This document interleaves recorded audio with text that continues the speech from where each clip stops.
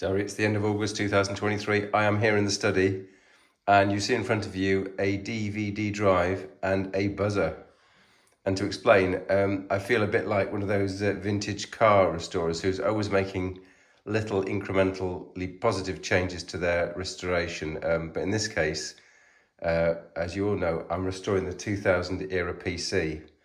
Now, when it came back to me after its 20-year snooze, it hadn't been really kept very, very nicely and dry. So some things had corroded, and one of them was the speaker.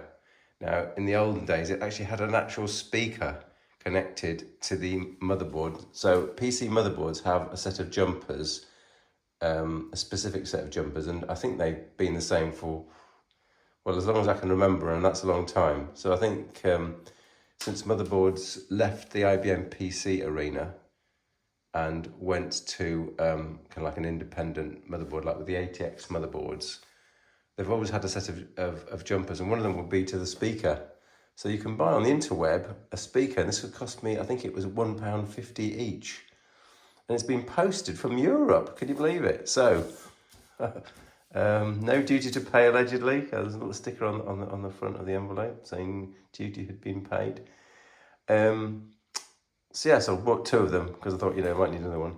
And then, oh, and here is this jumper block. So here, traditionally on the corner edge of a motherboard, is a jumper block, and you can see this little wires going away from that. One will be the power on, going to a power on button, and one of these wire blocks will go to the speaker. So we're going to connect this little buzzer here, and then when the PC boots up, it will start to give a beeping sound, which is missing because at the moment the speaker that was here has been completely removed because it was rusty. And then the second thing is I promise this will be the last upgrade. It's the last upgrade I can think of, is the SATA drive. So I spent the extra money. I could have. I looked at DVD drives, for SATA DVD drives. So I think the design sort of finished about 2016, 17. All the ones I looked at on Amazon were sort of designed in that era. And the prices in the UK are roughly around the £20 mark. Now, I spent the extra money on this one because Googling didn't seem to return much information, but this said that it's a 145 millisecond drive, and I think the implication must be that it's somehow got a better random access. Does that mean the seeking is faster? I mean, I was looking around and a couple of the Asus drives had that. Another feature they've got is some sort of E-disc or M-disc, which allows it to write to some media which is guaranteed to last for 100 years. So that might be handy. Yes, well, it's actually got M-disc written on there. So the next thing to do will be to take off this quick release screws. No, Apple, it is possible. Look, that screw and the case is coming off. And let's have a look inside. I'm just thinking that I'm drawing on about one last little thing, which is, am I right? It's the length of the drive. Oh yes, I am right. So, rather like car stereos,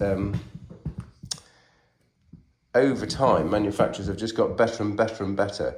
So the old CD drives, and this is a drive dating back to, it's an IDE drive, and therefore it's dating back to something like early 2000s, were a certain length, and they've just managed to get the electronics down to a much more compact form. If you look at the length of the drive, which is about there, it's about a centimetre or so shorter.